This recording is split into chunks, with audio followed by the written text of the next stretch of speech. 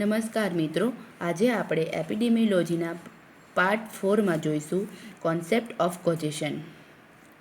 Concept of causation જેમાં આવશે supernatural theory of disease, germ theory, જે લુઈસ પાસ્ચર અને રોબર્ટ કોચે આપી છે. એપિડેમિયોલોજીકલ ટ્રાયડ અને મલ્ટીફેક્ટોરિયલ થિયરી, જેમાં વેબ ઓફ ડિસીઝ કોઝેશન અને વ્હીલ ઓફ કોઝેશન. હવે જોઈશું supernatural theory of disease. Early પાસ્ટમાં ડિઝીઝ માટે મેઇનલી લોકો ગોડનો શ્રાપ અથવા તો ગોડનો પ્રકોપ માનતા હતા. આ ઉપરાંત એવિલ્સની અનિષ્ટ શક્તિઓના કારણે થતા હતા. બધા ડિઝીઝ એવિલ્સની અનિષ્ટ શક્તિઓના લીધે થતા હતા એવું માનવામાં આવતું હતું. ત્યારે લોકો પ્રેયર્સ અને ગોડને પ્રસાદ વગેરે ધરાવીને દેવી દેવતાઓને પ્રસન્ન કરતા હતા તથા એવિલ્સને વશમાં કરવા માટે જાદુ ટોનાનો સહારો લેતા હતા. આને આપણે આયુર્વેદમાં પણ સરખાવી શકીએ, જેમ કે આપણા આયુર્વેદમાં પણ કીધું છે કે દેવપરાશય ચિકિત્સાથી ટ્રીટમેન્ટ આપણે કરી શકીએ. હવે જોઈશું જર્મ થિયરી ઓફ ડિસીઝ, જેમાં જર્મ્સ યાની કે માઇક્રોબ્સ ઘણા બધા નોન ડિઝીઝ માટેના કોઝ છે. જેમાં પાસ્ચર, હેનલે, કોચ જેવો પેશન્ટ્સના સિક્રેશન તથા એક્સક્રિએશનમાં જોવા મળતા માઇક્રો ઓર્ગેનિઝમ્સને ડિસ્કવર્ડ કર્યા હતા અને પછી તેઓ માઇક્રોબિયલ થિયરી માટેના સ્ટ્રોંગ પ્રોપોનન્ટ્સ હતા. જર્મ થિયરી ઓફ ડિસીઝ, જેમાં ડિસીઝ એજન્ટ નું ઇન્ફેક્શન મેનમાં લાગશે અને મેનમાંથી પછી ડિસીઝ પ્રોસેસ થશે. આ ઉપરાંત જોઈએ તો કોચે કીધું છે કે ડિઝીઝ સફરિંગ કરતાં બધા ઓર્ગેનિઝમ્સમાં વધારે પ્રમાણમાં માઇક્રો ઓર્ગેનિઝમ્સ મળવા જોઈએ, પરંતુ હેલ્ધી ઓર્ગેનિઝમ્સમાં નહીં મળવા જોઈએ. માઇક્રો ઓર્ગેનિઝમ્સને ડિઝીઝ ઓર્ગેનિઝમ્સથી આઇસોલેટ રાખવા જોઈએ અને તેને પ્યોર કલ્ચરમાં ગ્રોનઅપ માટે રાખવા જોઈએ. આમ જોવા જઈએ તો સિંગલ એજન્ટથી થનાર ડિઝીઝ રેરલી જોવા મળે છે. Most of disease dose related, subclinical અને વિધાઉટ સિમ્ટમ્સ રિલેટેડ હોય છે. આ ઉપરાંત હોસ્ટ અને એન્વાયરમેન્ટથી રિલેટેડ પણ ઘણા બધા ડિઝીઝ જોવા મળે છે, જેમાં મલ્ટીફેક્ટર્સ કન્ટ્રીબ્યુટ કરે છે. અને બીજી રીતે જોઈએ તો માઇક્રોબ્સના સંપર્કમાં આવવાથી હર કોઈ વ્યક્તિને ડિઝીઝ ડેવલપ નથી થતો. Ecological theory.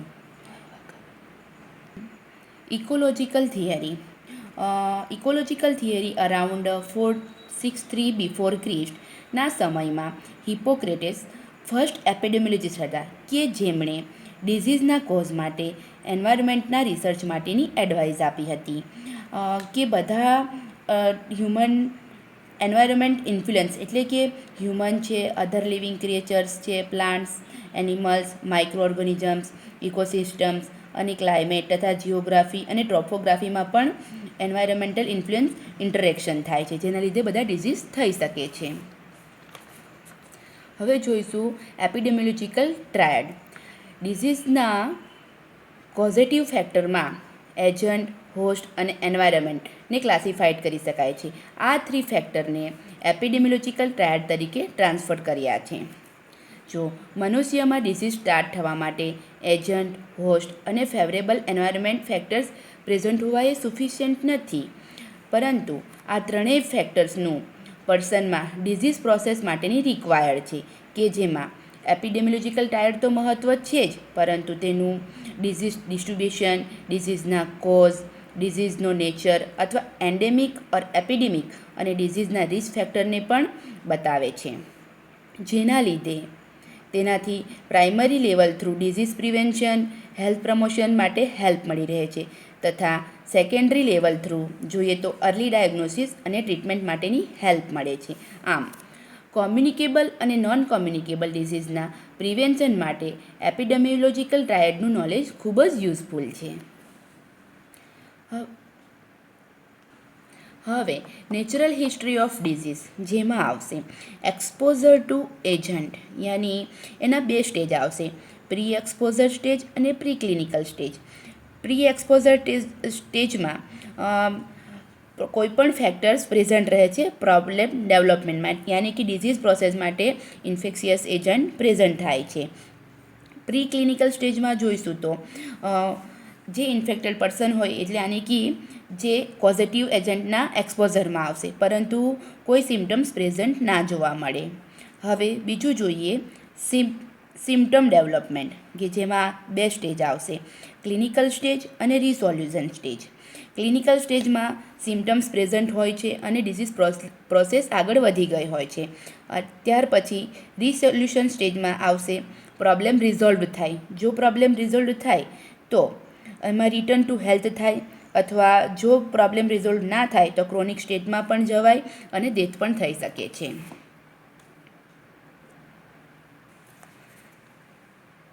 હવે એજન્ટ ફેક્ટર્સ.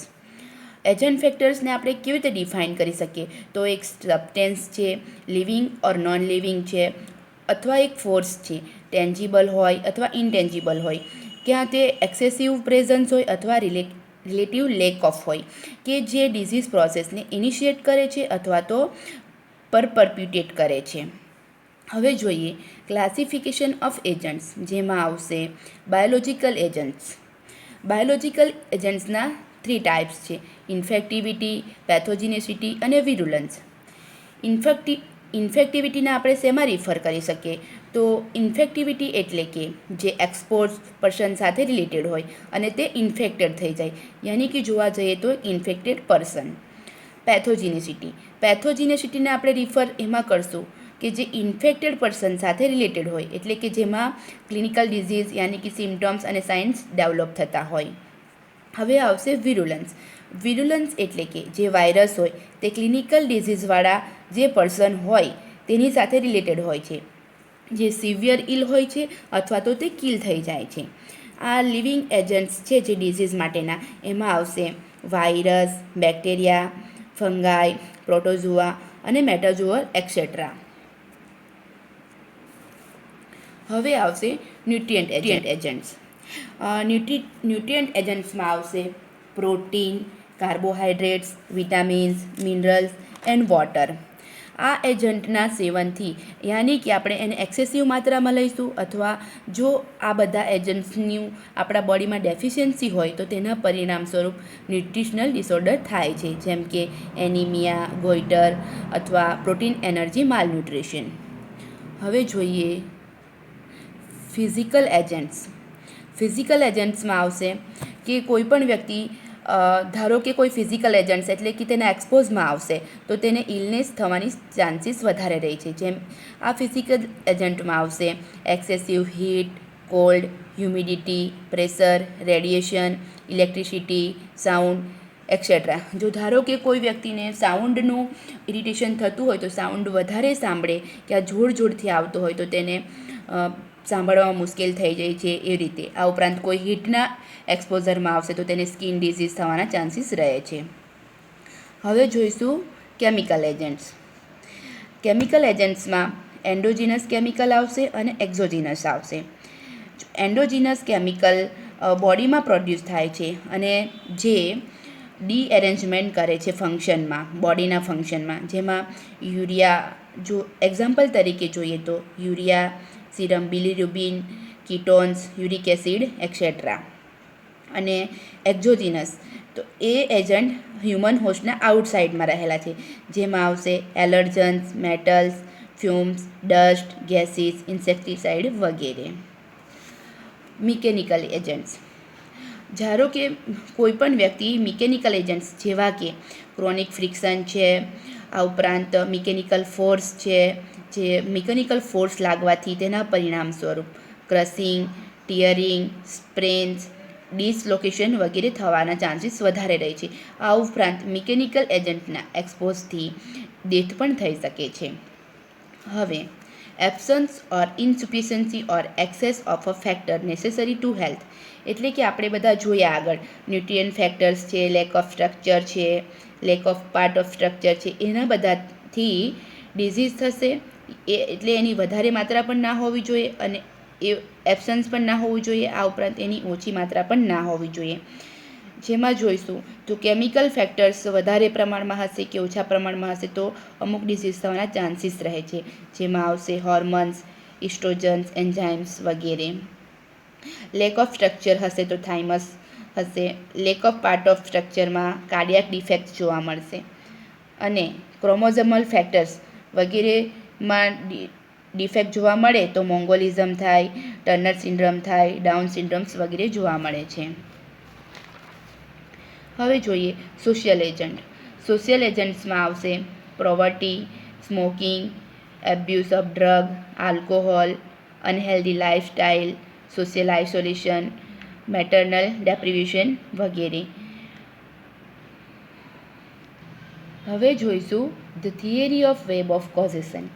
આ વેબ ઓફ કોઝેશન જોતાં પહેલાં ડિઝીઝ કોઝેશન માટેનું બિંગ મોડેલ છે કે જે પોસ્ટ્યુલેટ્સે કીધું છે, જેમાં આવશે biological factors initiate in a human being, આ ઉપરાંત behavioural factors કન્સર્ન્ડ with individual lifestyle, environmental factors as a physical, chemical and biological aspects of environment, immunological factors, nutritional factors, genetic factors, social factors, spiritual factors, આ ઉપરાંત service factors related to various aspect of health care services.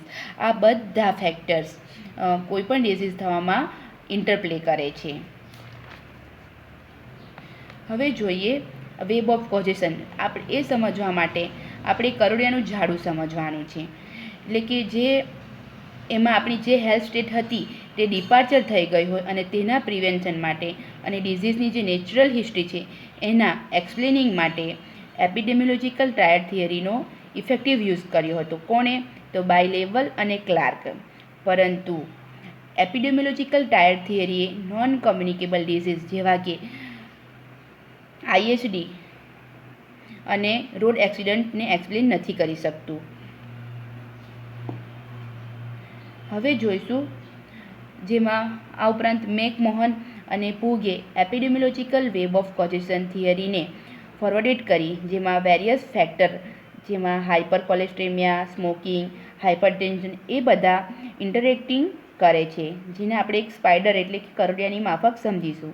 અને આ web of કોઝેશનમાં કોઈ single cause નથી હોતો, જેમાં મલ્ટીફેક્ટરિયલ cause use થાય છે.